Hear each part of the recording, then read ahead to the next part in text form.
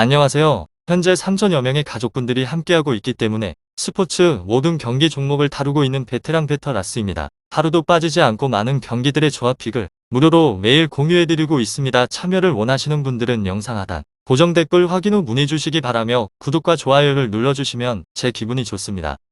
저는 스포츠 토토 및 동행 복권 파워볼 정보방을 운영하고 있습니다. 모든 정보는 무료로 공유해드리고 있으니 부담 갖지 마시고 문의 주시기 바랍니다. 그럼 프리뷰 시작해보도록 하겠습니다. 벌리 맨유 축구와 관련하여서 벌리는 리그 최하위로 추락을 하였고 맨유는 리그 2연승으로 4위로 올라선 상황입니다.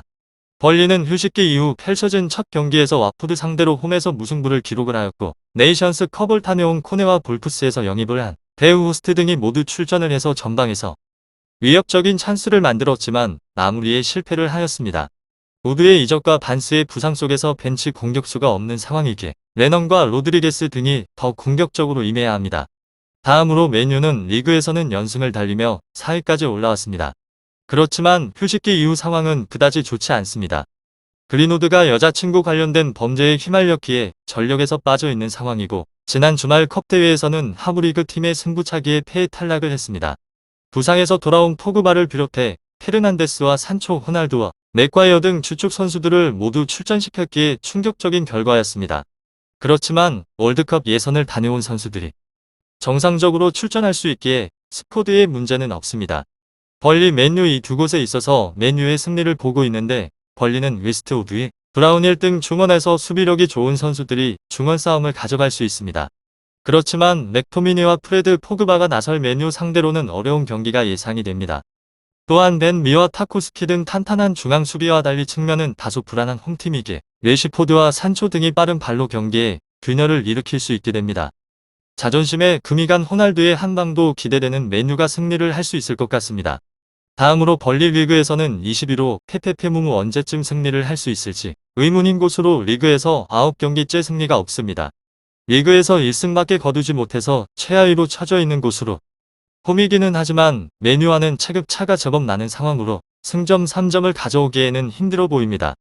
홈에서는 비기기 작전으로 가닥을 잡은 듯 싶고 직전 홈 두 경기를 모두 비겼습니다. 공격력이 너무 좋지 않은 것을 수비로 메우는 모양새로 홈에서는 원정에서보다 2배 이상 실점을 줄이고 있기도 합니다. 타쿠우스키를 겨울 이적 시장에서 뉴캐슬로 이적시키지 않은 것이 이를 방증합니다. 키는 그렇게 크진 않지만 공중볼을 경기당 5회 이상 따내는 등 중앙 수비의 핵이기 때문에 상대 진영에서 공을 끊어내는 데에 서투르기 때문에 후방 라인이 가지런해야 실점을 줄일 수 있게 됩니다.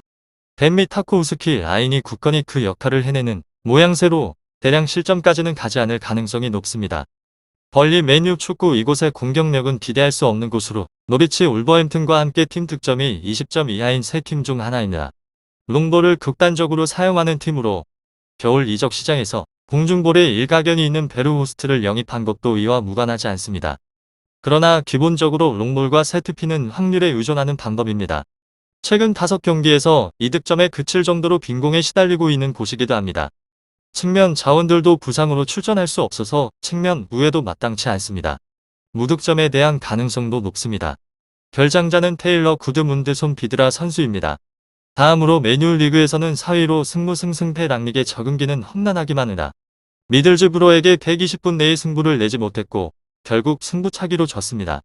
선수 사생활 문제로 인해서 분위기도 어수선한 상황으로 현재 4위에 위치하고 있기는 하지만 아스날 토트넘의 경기 결과에 따라서 6위까지 내려올 가능성도 있고 일단 벌리를 잡고 최대한 승점을 쌓는 것이 중요합니다.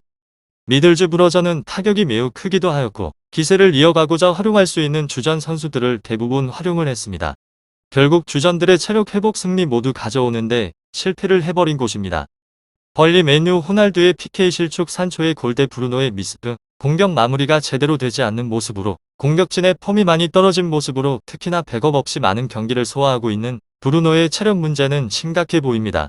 벌리가 내려앉는다면 크랙형 선수가 부족한 맨유가 대량 득점은 기대할 수 없는 상황입니다. 이곳의 수비진 역시나 체력적 문제가 심각한 곳으로 루크쇼 맥과이어의 폼 저하는 혹사에서 시작되었다고 해도 과언은 아닙니다. 바란도 부상 빈도가 잦아서 이탈하는 경우가 많았으며 완비사카는 공수 모두 안 풀리는 모습을 보여줍니다.